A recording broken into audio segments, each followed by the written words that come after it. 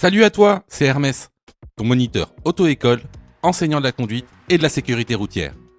Aujourd'hui, je te propose un examen complet du code de la route, commenté et corrigé. Allez, on perd pas de temps, on commence tout de suite. Question numéro 1. Cet usager est bien garé. Oui, réponse A, non, réponse B. Il risque une amende de 135 €. Oui, réponse C, non, réponse D.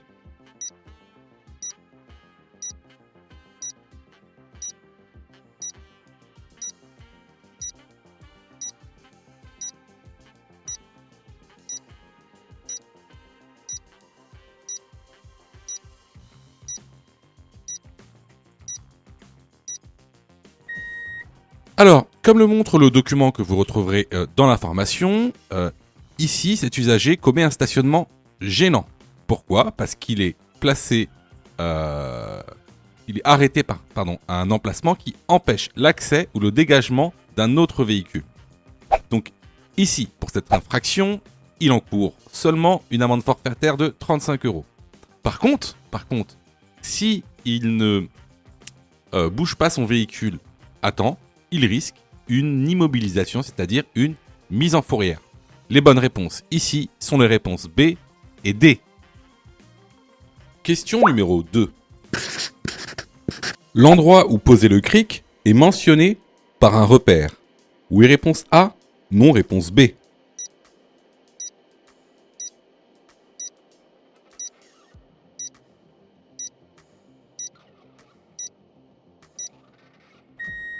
Alors tu vois, souvent quand c'est la première fois que tu remplaces une roue, tu vas te poser deux questions.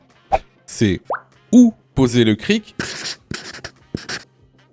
et comment utiliser le cric. Alors, il faut savoir que, regarde, juste ici, tu as un petit repère. Alors, ce repère te permet de positionner le cric. C'est l'endroit où tu dois placer le cric. Ensuite, comment l'utiliser ? Ici, regarde dans la petite vidéo, il y a une petite rainure sur la voiture. Et la rainure du cric doit correspondre avec la rainure de la voiture. Ensuite, on tourne la manivelle et la voiture est levée. Donc ici, la bonne réponse est la réponse A. Question numéro 3. Je suis dans un tunnel. Je peux rouler en réponse A, feu diurne. Réponse B, feu de croisement. Réponse C, feu de route.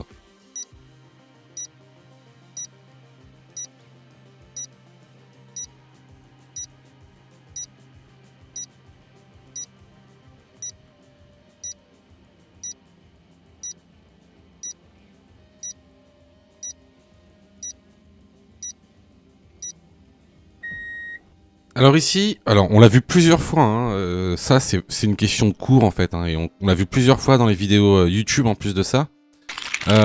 Alors, souvenez-vous, c'est très important.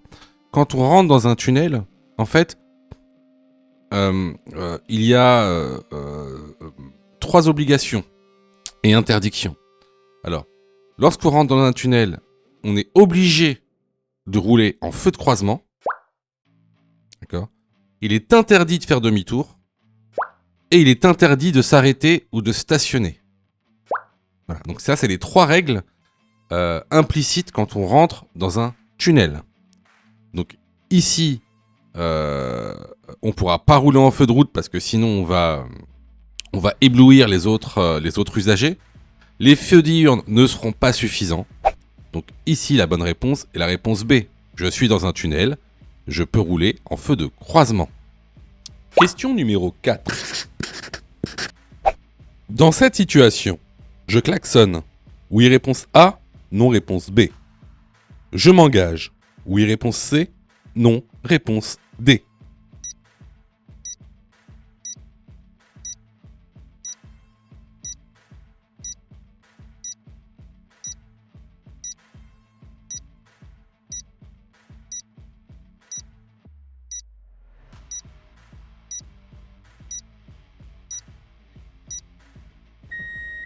Alors là, on est dans une situation, on est sur une rue à double sens.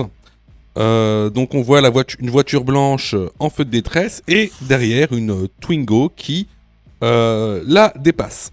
Alors je sais, vous allez me dire, mais la Twingo n'a pas le droit de dépasser la voiture blanche en détresse parce que c'est une rue à double sens et que moi je suis dans l'autre sens et que c'est une situation dangereuse. Oui, c'est vrai, mais c'est des situations qui se passent en situation réelle.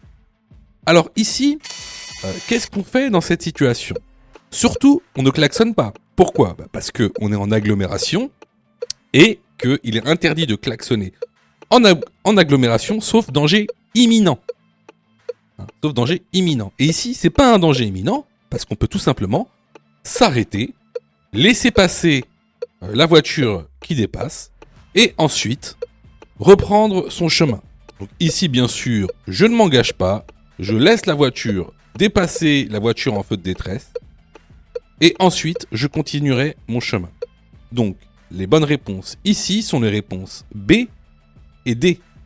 Question numéro 5. Ma distance de sécurité est suffisante. Oui, réponse A. Non, réponse B.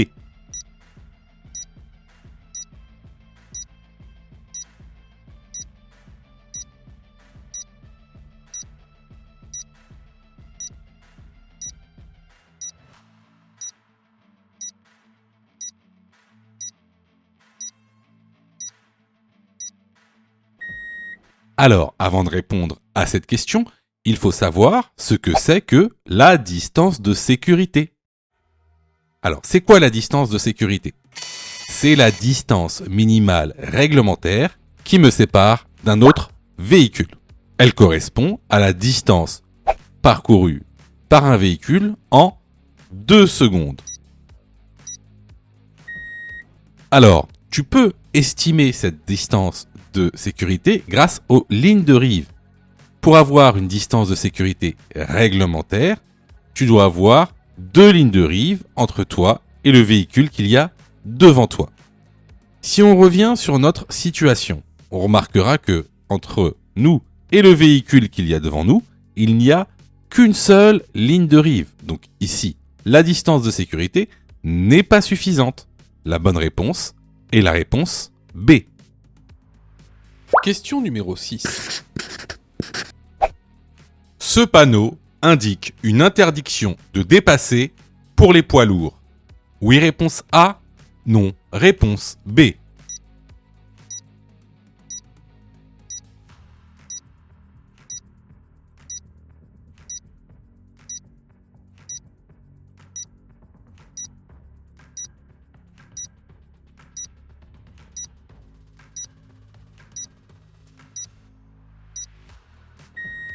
Effectivement, ce panneau indique que les poids lourds ont interdiction de dépasser. N'oubliez pas, un poids lourd, c'est un véhicule dont le poids total à charge est supérieur à 3,5 tonnes.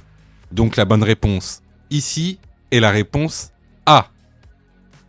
Question numéro 7. Les documents obligatoires à bord du véhicule sont: réponse A, la carte grise. Réponse B, l'assurance du véhicule. Réponse C, le permis de conduire. Réponse D, le procès-verbal du contrôle technique.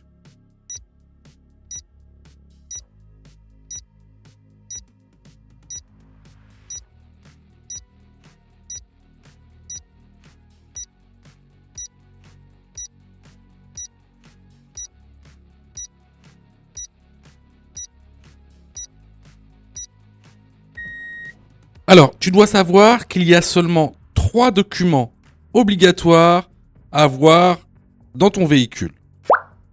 Tout d'abord, ça va être le permis de conduire. Ensuite, ça va être la carte grise et également la preuve du contrôle technique valide.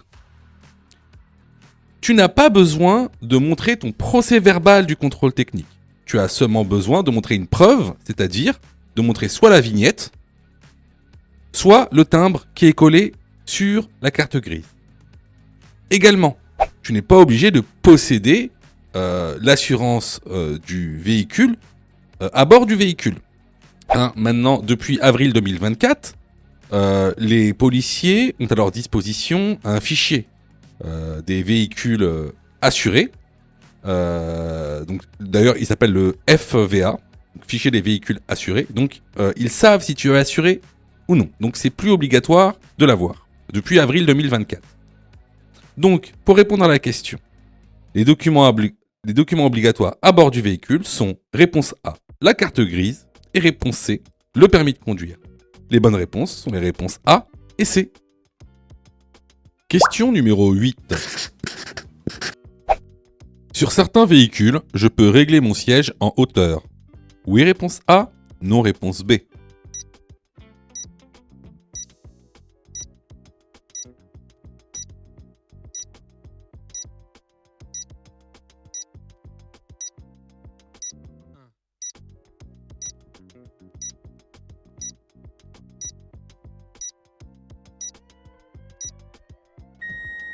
Alors, n'oublie pas, pour une bonne installation, il faut être ni trop loin du volant et des pédales, ni trop près. Donc, ici, effectivement, sur certains véhicules, on peut aussi, pour avoir une meilleure installation, régler son siège en hauteur. Donc, la bonne réponse ici sera la réponse A. Je vois que tu es super motivé pour avoir ton code. Alors, soutiens la chaîne en t'abonnant et surtout en activant les notifications afin d'être prévenu des dernières vidéos mises en ligne. Question numéro 9. Le tramway est à l'arrêt. Réponse A, je klaxonne. Réponse B, je passe avec prudence. Réponse C, je m'arrête.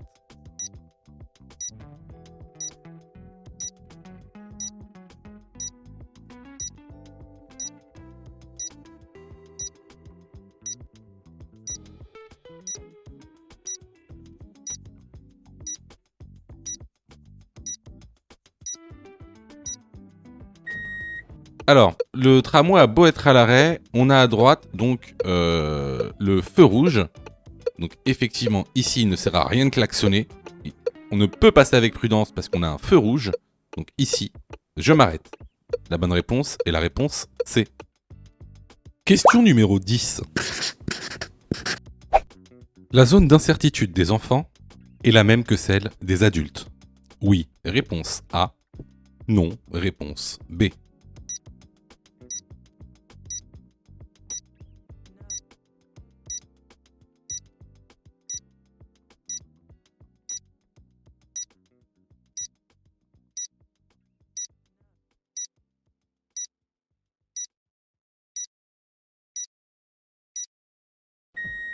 Alors tout d'abord, on va juste définir ce que c'est qu'une zone d'incertitude. Une zone d'incertitude, c'est totalement une zone euh, euh, dans laquelle est définie la probabilité de présence d'un usager.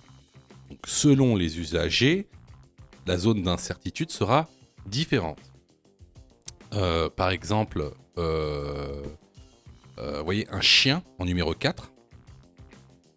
Vous voyez qu'un chien, il aura une probabilité de présence très grande. Vous voyez, c'est un grand cercle.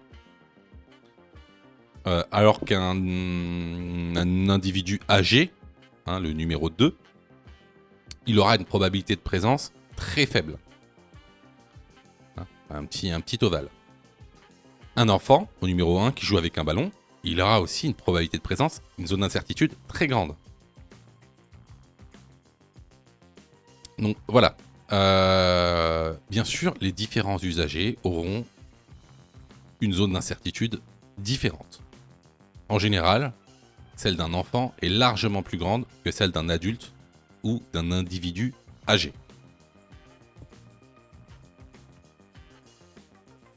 La bonne réponse est donc la réponse B. Question numéro 11. À droite, s'arrêter pour déposer une personne est réponse A, autorisé. Réponse B, interdit. Réponse C, toléré.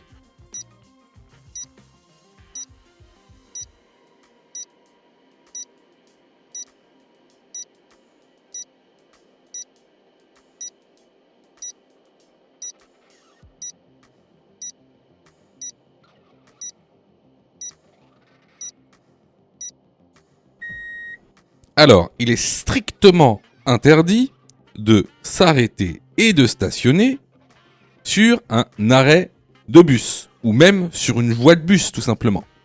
Donc ici, la bonne réponse est la réponse B. Question numéro 12. En attendant les secours, réponse A, je retire le casque. Réponse B, je le couvre. Réponse C, je le déplace sur le trottoir.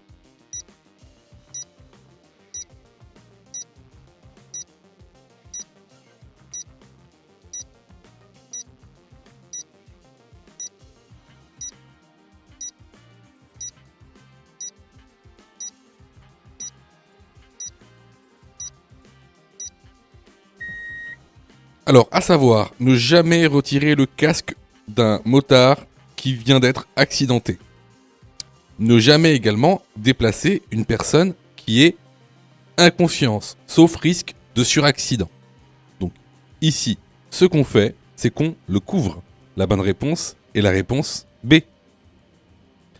Alors, attention, tout ce qui est dit sur cette chaîne concernant les secours, les premiers secours à la personne ne sont valables que pour l'examen du code de la route. C'est de la théorie pure. Pourquoi je vous dis ça ? Parce qu'en fait, dans la réalité, il y a plein de cas particuliers. Donc, si vous voulez savoir comment réellement secourir une personne, il faut passer votre brevet de secourisme. D'accord ? Donc, ce qui est dit ici n'est valable que pour passer l'examen du code de la route, car c'est de la théorie. On ne fait que balayer les grandes lignes. Question numéro 13. Dans cette situation, réponse A, je passe avant les piétons. Réponse B, je passe après les piétons.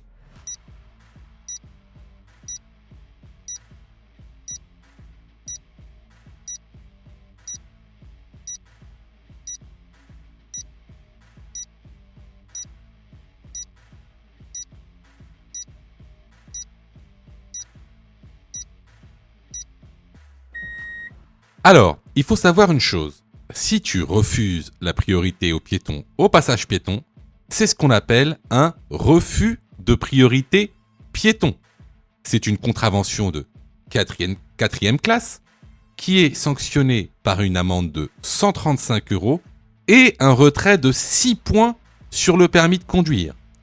Donc, ici, les piétons sont engagés dans le passage piéton. Dans cette situation, je passe après les piétons. La bonne réponse est la réponse B. Les vidéos sont totalement gratuites, donc abonne-toi pour aider la chaîne et surtout, active les notifications pour être prévenu des dernières vidéos et avoir ton code beaucoup plus rapidement. Question numéro 14. La conductrice est bien installée. Oui, réponse A. Non, réponse B.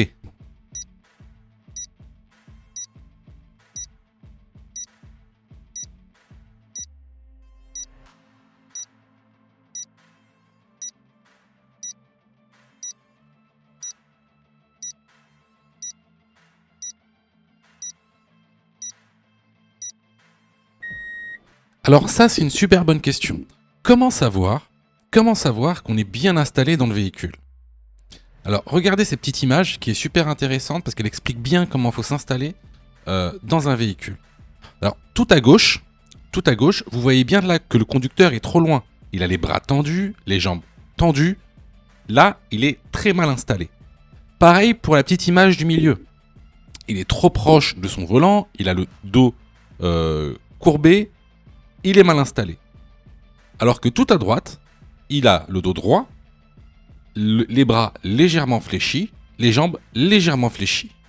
Donc ça, c'est une bonne installation. Alors, si on retourne à notre conductrice, on voit bien que son buste est beaucoup trop proche, que ses avant-bras touchent le volant et que surtout, ses genoux touchent le tableau de bord. Donc ici, effectivement, la conductrice n'est pas bien installée. La bonne réponse est la réponse B. Question numéro 15. Je suis sur autoroute. Mon allure est adaptée. Oui, réponse A. Non, réponse B.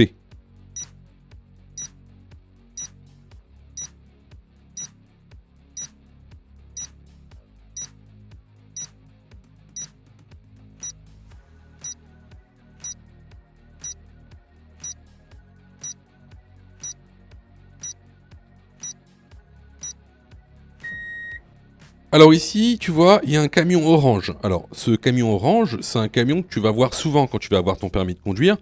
C'est donc les camions de la DIR. Donc la DIR, c'est la direction interdépartementale des routes. Donc c'est l'entreprise qui s'occupe donc de l'entretien et de la maintenance des routes. Donc ici effectivement c'est un camion qui est en activité, qui a allumé ses gyrophares. Vous voyez, il y a marqué patrouille. Donc on va ralentir. Là on peut voir sur le compteur qu'on roule à 98 km/h, soit 30 km en dessous de la vitesse maximale autorisée. Donc on peut dire qu'on a ici une allure adaptée à la situation. Donc là, la bonne réponse va être la réponse A. Question numéro 16.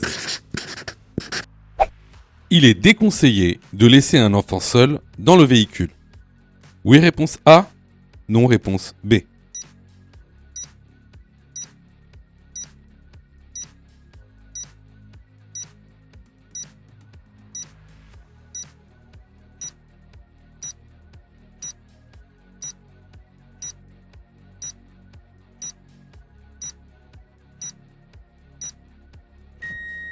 Alors, cette question a l'air évidente, mais encore beaucoup de personnes laissent leur enfant seul dans le véhicule. Et cela peut entraîner énormément de déconvenues. Les enfants peuvent toucher les commandes et ça peut être très dangereux. Donc on ne laisse jamais, même quelques secondes, un enfant dans un véhicule seul. La bonne réponse ici est la réponse A.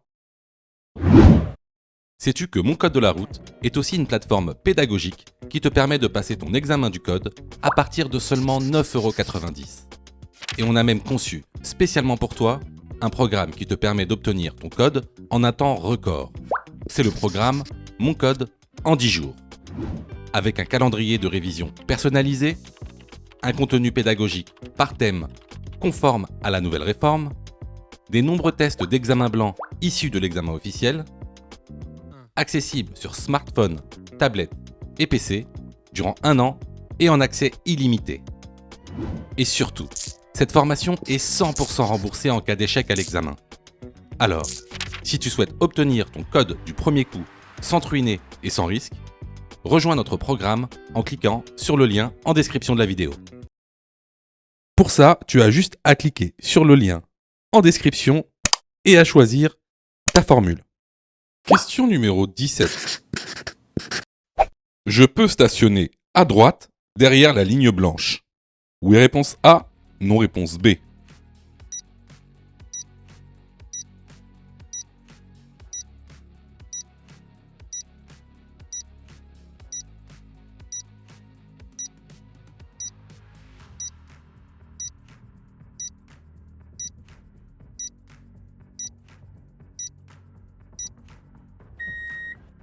Alors, à droite, si tu regardes bien, on a une ligne blanche continue. Donc, qui dit ligne blanche continue, dit qu'on n'a pas le droit de la franchir. On n'a pas le droit de la franchir, donc encore moins se stationner ou s'arrêter derrière. Donc, la bonne réponse ici est la réponse B. Question numéro 18. La roue de secours est obligatoire. Oui, réponse A. Non, réponse B.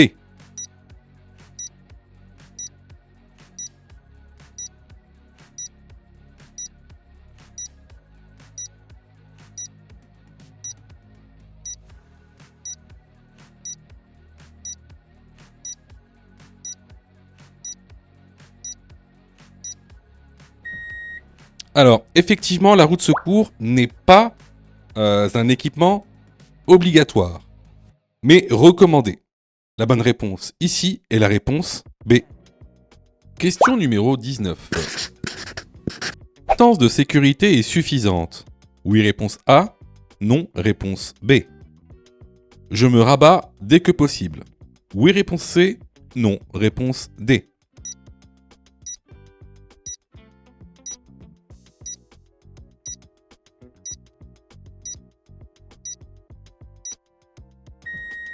Alors, ça, on l'a vu plusieurs fois. Alors, la distance de sécurité, qu'on soit sur route ou autoroute, elle est toujours égale a 2 lignes de rive. Donc ici, si vous remarquez, on les a pas les 2 lignes de rive avec le camion qui nous fait face, enfin, qui est en face de nous. Donc ici, clairement, on n'a pas les deux lignes de rive. Donc ma distance de sécurité est insuffisante. Étant donné que ma distance de sécurité est insuffisante, je me rabats dès que possible. Les bonnes réponses ici sont les réponses B et C. Question numéro 20. Pendant le temps de réaction, réponse A, je perçois, analyse, décide, agis. Réponse B, j'agis, analyse, décide, perçois. Réponse C, je décide, perçois, analyse, agis.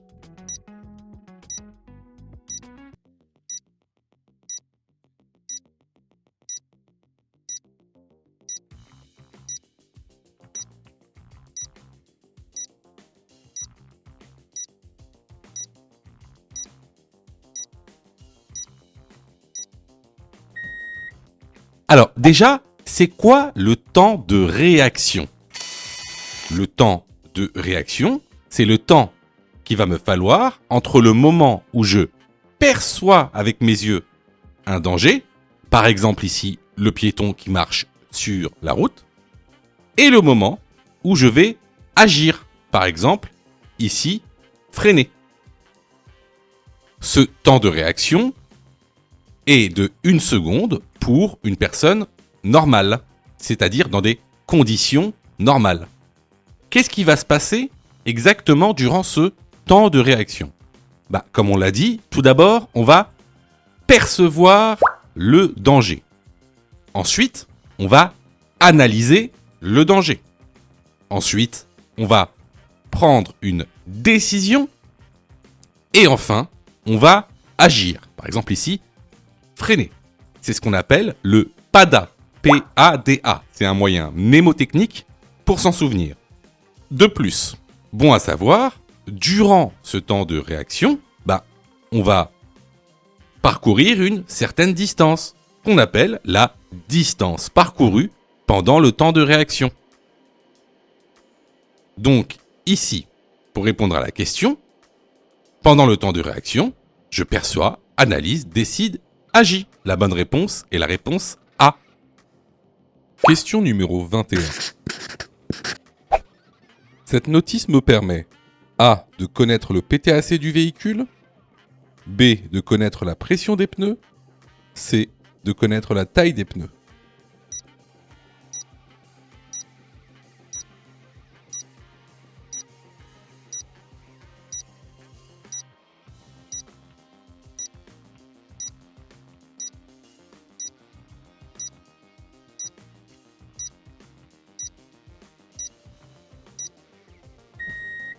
Alors, ce document permet de connaître la taille des pneus avant et arrière.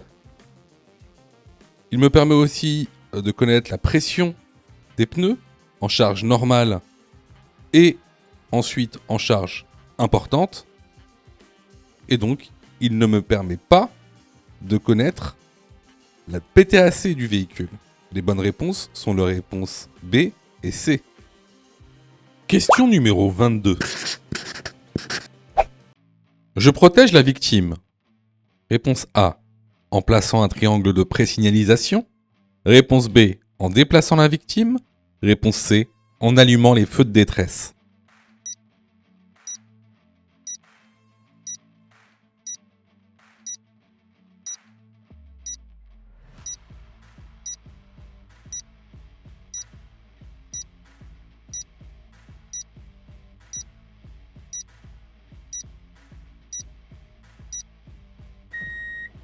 Alors, si tu es témoin d'un accident de la route avec dommages corporels, il y a trois choses à faire.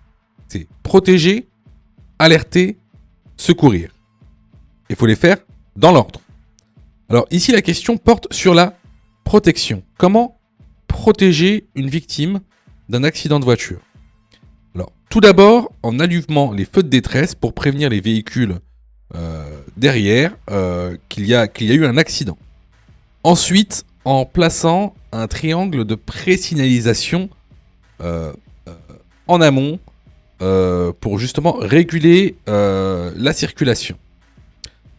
Surtout, ne jamais déplacer une victime inconsciente. Donc, on ne déplace pas la victime si elle est inconsciente, comme ici sur la photo. Donc, pour cette question, je protège la victime en plaçant un triangle de signalisation et en allumant les feux de détresse. Les bonnes réponses sont les réponses A et C. Alors, attention, tout ce qui est dit sur cette chaîne concernant les secours, les premiers secours à la personne ne sont valables que pour l'examen du code de la route. C'est de la théorie pure. Pourquoi je vous dis ça ? Parce qu'en fait, dans la réalité, il y a plein de cas particuliers. Donc, si vous voulez savoir comment réellement secourir une personne, il faut passer votre brevet de secourisme. D'accord ? Donc, ce qui est dit ici n'est valable que pour passer l'examen du code de la route, car c'est de la théorie. On ne fait que balayer les grandes lignes. Question numéro 23.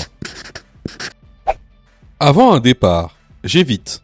Réponse A, de préparer mon itinéraire. Réponse B, de circuler entre 2h et 5h du matin.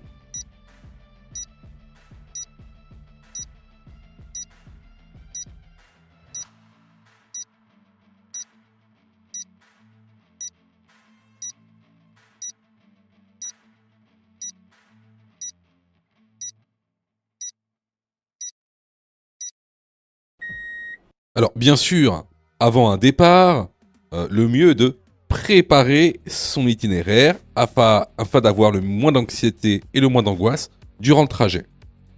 Par contre, il est mieux d'éviter certains horaires, notamment entre 2h et 5h du matin, car ce sont les heures à risque en termes de somnolence. Donc ici, la bonne réponse va être la réponse B. Question numéro 24. Je m'arrête pas à un contrôle de police. Cela constitue A. Un refus d'obtempérer. B. Un délit de fuite.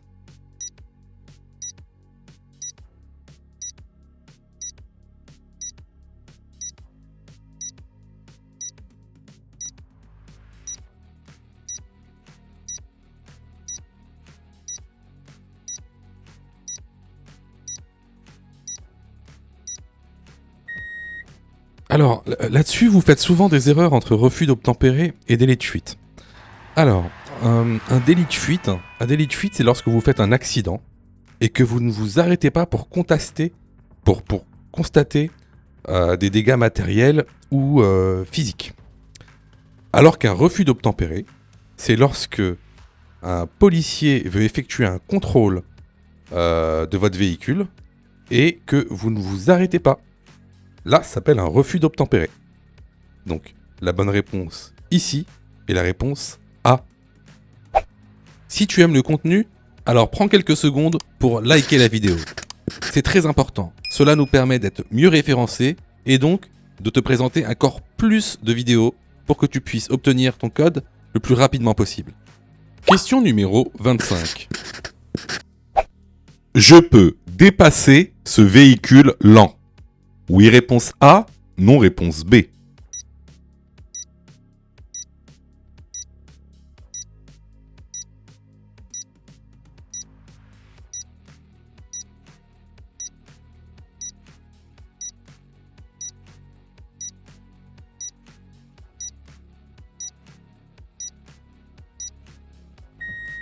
Alors, ici, on se retrouve sur une route à double sens avec créneau de dépassement.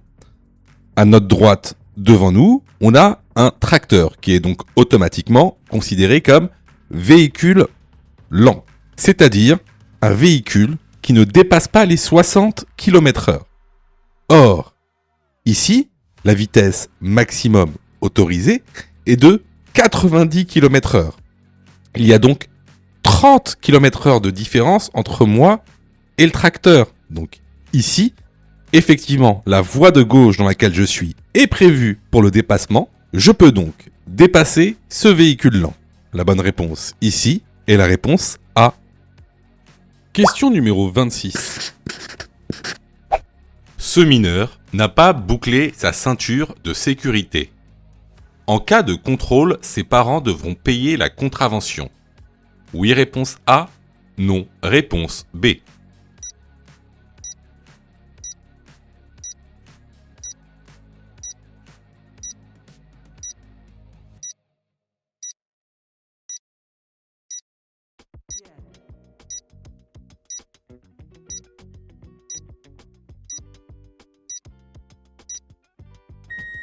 Alors, ici on a affaire donc ici à un passager qui n'a pas sa ceinture. Alors concernant la réglementation concernant le port de la ceinture de sécurité, vous avez deux cas. Le cas où le passager est mineur et le cas où le passager est majeur. Dans le cas où le passager est mineur, c'est le conducteur qui devra payer l'amende. Dans le cas où le passager est majeur, c'est le passager qui devra payer son amende. Donc, la bonne réponse ici est la réponse B. Question numéro 27. Dans cette situation, je peux aller tout droit. Oui, réponse A. Non, réponse B. Je peux. Réponse C. Tourner à gauche. Réponse D. Tourner à droite.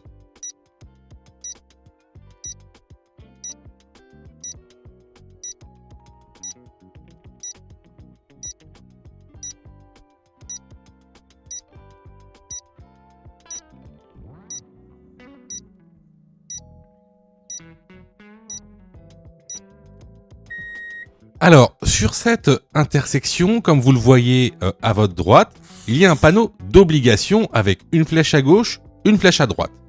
C'est tout simplement la fusion de ces deux panneaux. Donc, ce panneau veut dire que vous êtes obligé soit de tourner à droite, soit de tourner à gauche. Ça sous-entend qu'il est interdit d'aller tout droit. D'ailleurs, si vous regardez bien l'intersection, juste en face de vous, la rue est en sens interdit dans votre sens de circulation.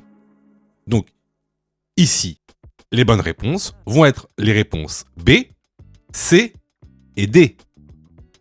Question numéro 28. Pour assurer une distance de sécurité réglementaire avec le véhicule, je dois laisser une distance de 2 lignes de rive. Oui, réponse A. Non, réponse B.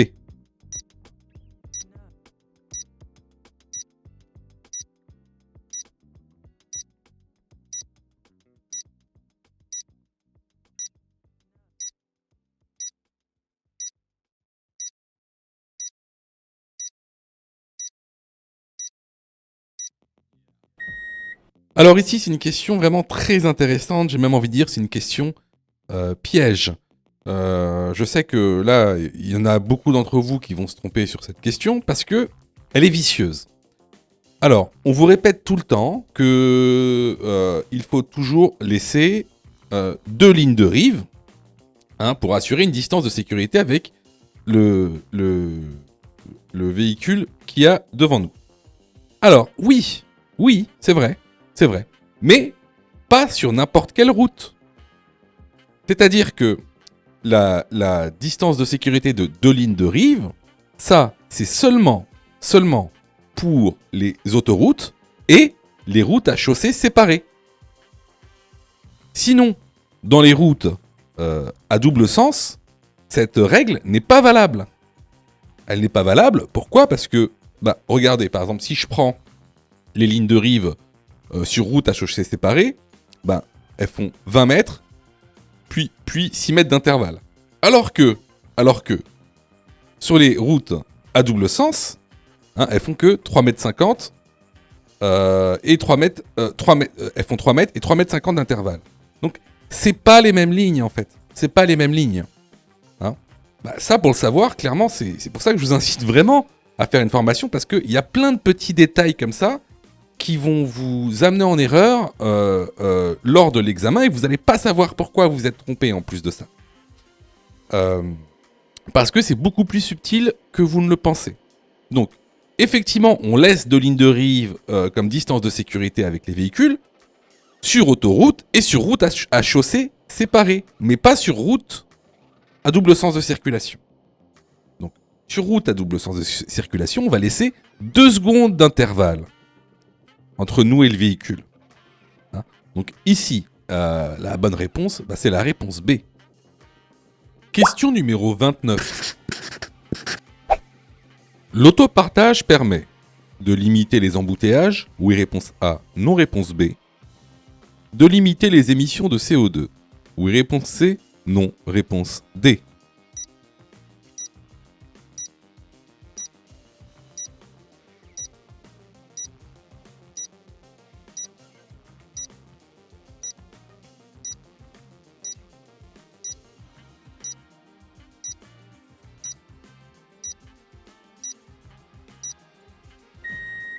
Alors oui, effectivement, l'autopartage permet de limiter les embouteillages et également de limiter les émissions de CO2. Les bonnes réponses ici sont les réponses A et C. Question numéro 30. Ce passager adulte est bien installé. Oui, réponse A, non, réponse B. Le conducteur risque une amende. Oui, réponse C, non, réponse D.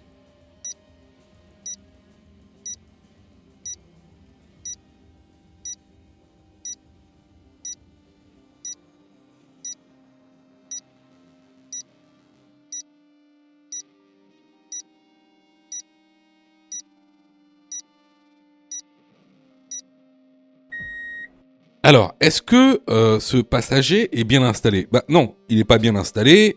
Il devrait être assis, le dos sur le dossier, et surtout avec une ceinture de sécurité enclenchée.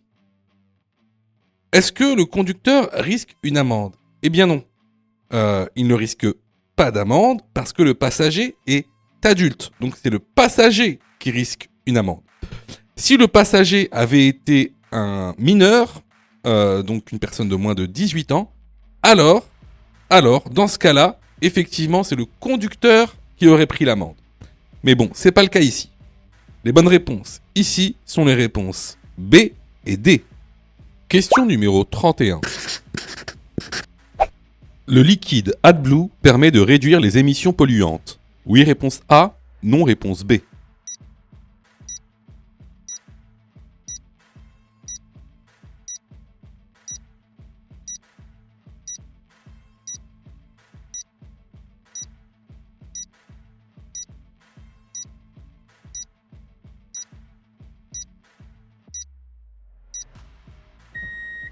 Alors, comme tu peux le voir ici, dans certaines motorisations, à côté de ton bouchon donc, de carburant, tu auras un bouchon d'AdBlue. L'AdBlue, c'est un liquide qui permet en fait de réduire les émissions polluantes. Donc, la bonne réponse ici est la réponse A. Alors, vous voyez, il y a beaucoup de gens, en fait, je sais, je sais que vous êtes trompés. Enfin, beaucoup d'entre vous se sont trompés. Je sais que vous passez beaucoup de temps à réviser votre code. Je le sais.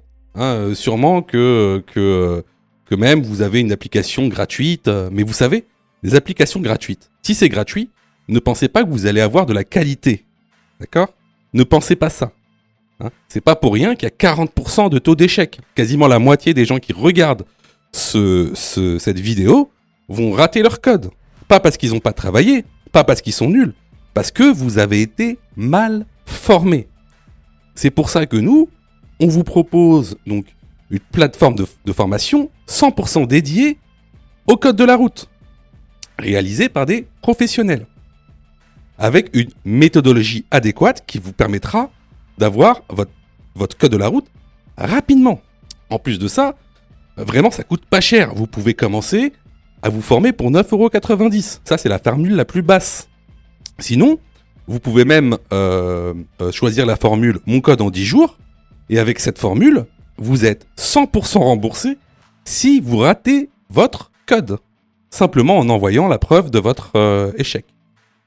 Donc voilà, moi un petit conseil que je vous donne, surtout si vous êtes trompé à cette question, allez dans la plateforme, formez-vous correctement, vous allez voir, ça va bien se passer.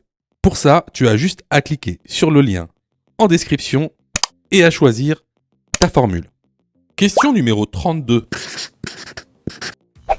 Je roule à 50 km/h. Mon allure est adaptée. Oui, réponse A. Non, réponse B.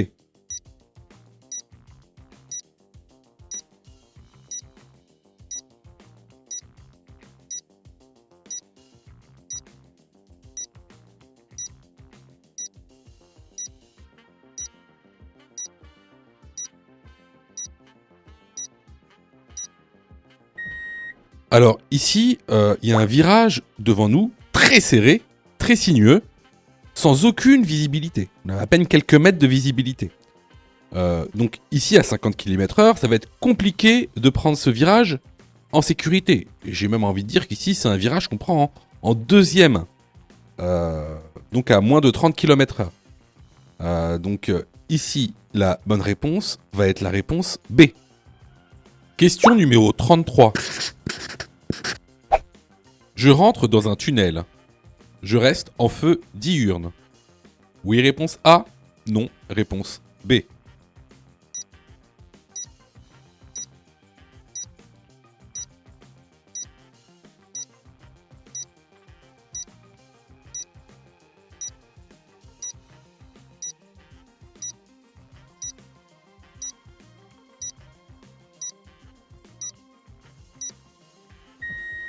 Alors, vous voyez, il y a le petit panneau d'obligation « Allumez vos feux » juste à droite.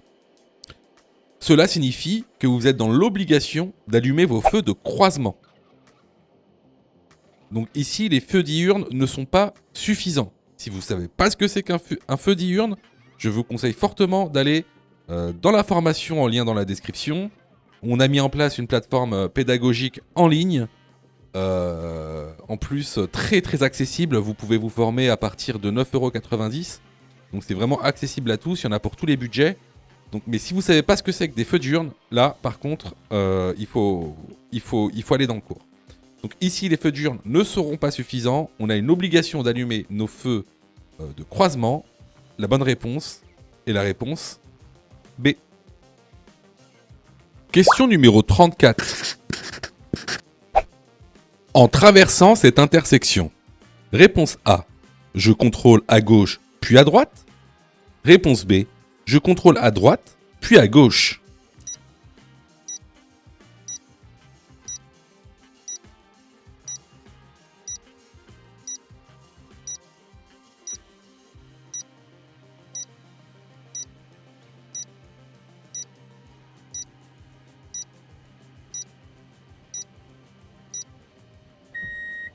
Alors, ici on va franchir donc une intersection qui est régie par un feu. Pour nous, le feu est vert. Cependant, ça ne nous empêche pas de faire nos contrôles. Alors, ici, il pourrait par exemple y avoir une voiture qui grille le feu rouge dans une des rues adjacentes. Alors, en premier lieu, le danger, il va venir d'où ? En premier lieu, le danger va venir de gauche. Parce que ce sera le danger le plus proche de nous. En deuxième lieu, le danger viendra de droite. Donc, on fait d'abord un contrôle à gauche, puis un contrôle à droite pendant qu'on traverse. La bonne réponse ici est la réponse A. Question numéro 35. En utilisant ce service, je pratique. Réponse A, l'éco-partage. Réponse B, le covoiturage.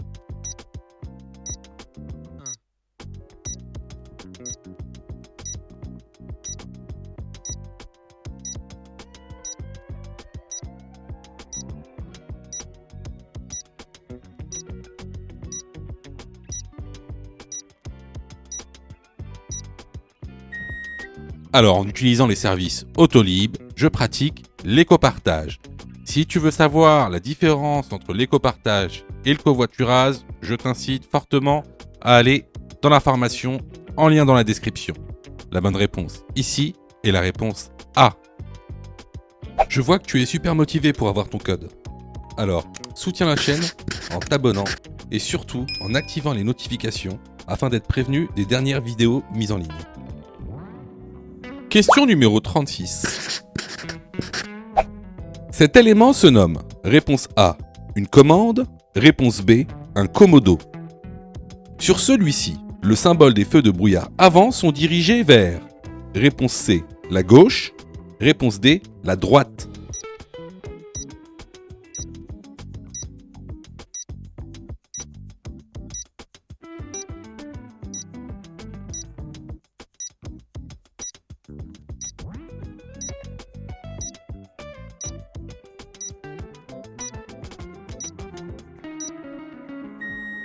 Alors, important à savoir, ce type d'élément qu'il y a sur le volant, ça s'appelle un commodo. Donc, sur le symbole des feux de brouillard avant, les feux sont dirigés vers la gauche. Sur le symbole des feux de brouillard arrière, les feux sont dirigés vers la droite. Les bonnes réponses ici sont les réponses B et C. Question numéro 37. Je circule sur une autoroute, oui réponse A, non réponse B. Un itinéraire européen, oui réponse C, non réponse D.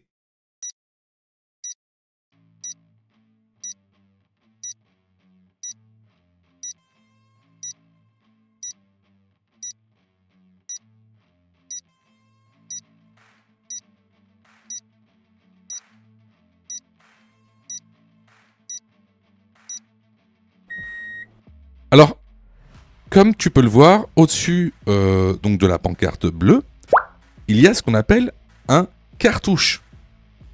Ce cartouche te permet d'identifier la route sur laquelle tu roules. Alors, il y en a plusieurs des cartouches qui ont des couleurs, des lettres et des numéros différents. Par exemple, ici, A75, A pour autoroute 75, le numéro de l'autoroute 75. Juste en dessous, N89, N pour nationale, 89 pour le numéro de cette nationale. Juste un peu plus en dessous, E11 veut dire que tu roules sur l'itinéraire européen, E pour européen, numéro 11. Alors, si on se réfère à notre photo qu'on a ici, on voit que sur le cartouche, il y a A85, donc on roule sur l'autoroute A85, et E604, donc on roule également sur un itinéraire européen numéro 604. Donc ici, les bonnes réponses sont les réponses A et C. Question numéro 38. Ce panneau interdit l'accès au cyclomoteur. Oui, réponse A. Non, réponse B.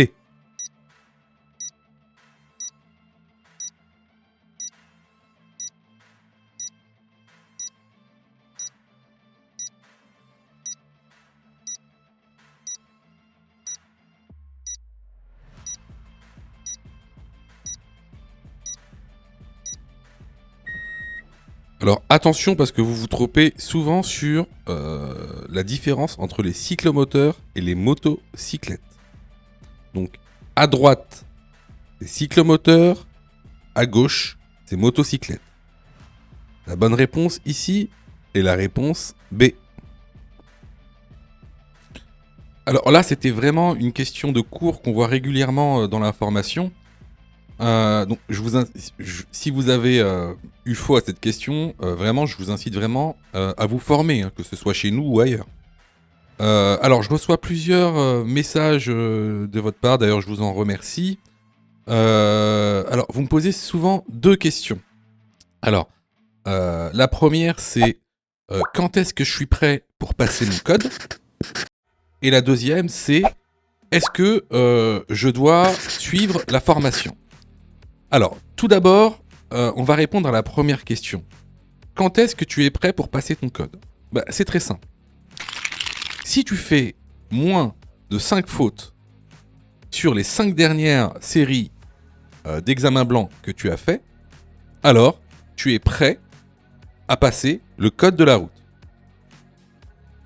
Donc, attention, hein, ça veut dire qu'il faut que sur les 5 dernières séries que tu as faites, de manière consécutive, il n'y a pas une seule série où tu as fait plus de 5 fautes. Donc si tu as fait plus de 5 fautes à une seule série, il faut que tu continues à faire des examens blancs. La deuxième question. Est-ce que il serait mieux pour moi de prendre une formation? Alors, là, c'est pareil. Si tu fais 8 fautes ou plus sur les 5 dernières séries d'examens blancs que tu as faites, alors, il est vivement conseillé de te former. Ça veut tout simplement dire que il te manque certaines notions essentielles.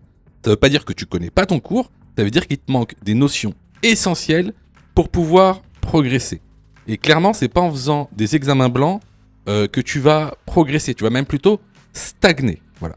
Donc si tu as fait 8 fautes ou plus sur l'une des 5 dernières séries que tu as faites, je te conseille vivement de te former. Surtout que on a mis en place donc une plateforme pédagogique qui répond vraiment à tous vos besoins. On a fait en sorte que tout le monde puisse se former au code de la route. Vous avez la formule standard, par exemple, qui est à 19,90 € par an. Donc vous payez une fois 19,90 € et vous avez le droit à toute la plateforme pendant un an en illimité, avec tous les cours, tous les 10 thèmes, plus de 1200 questions issues de l'examen officiel, commentées et corrigées. Vous avez pour ceux par exemple qui veulent passer leur code rapidement la formule à mon code en 10 jours pour passer son code en 10 jours qui est à 39,90 € par an en illimité, et en plus si vous ratez votre code, eh ben vous êtes 100% remboursé seulement en envoyant votre preuve d'échec. Sinon, pour ceux qui le souhaitent, vous avez la plus petite formule, la formule basique, qui est à 9,90 € par semaine. Celle-ci, c'est une formule qui est hebdomadaire, qui en général est réservée à ceux qui ont déjà passé leur code et qui ont échoué. C'est une sorte de remise à niveau. Donc, vraiment, il y en a pour tous les besoins et il y en a aussi pour tous les prix. Et c'est vraiment pas cher. Ce serait bête de rater son code alors que vous auriez pu vous former pour 9,90 €. Pour ça, tu as juste à cliquer sur le lien en description et à choisir ta formule. Question numéro 39. Il est recommandé de faire des pauses A toutes les 2 heures, B toutes les 3 heures, C toutes les 6 heures.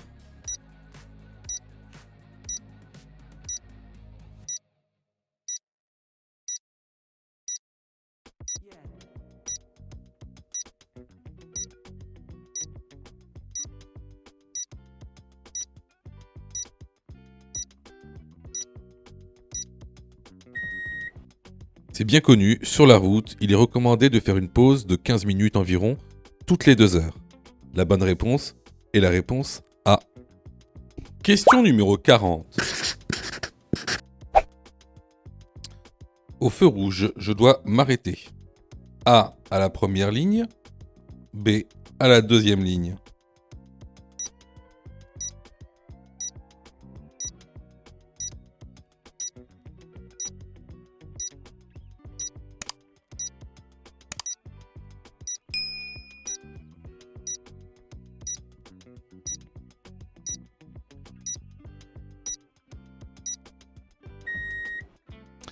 Alors, ici, on a affaire à ce qu'on appelle un sas vélo.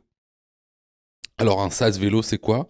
C'est tout simplement un endroit sur la voie qui est réservé, là, pour le coup, au vélo.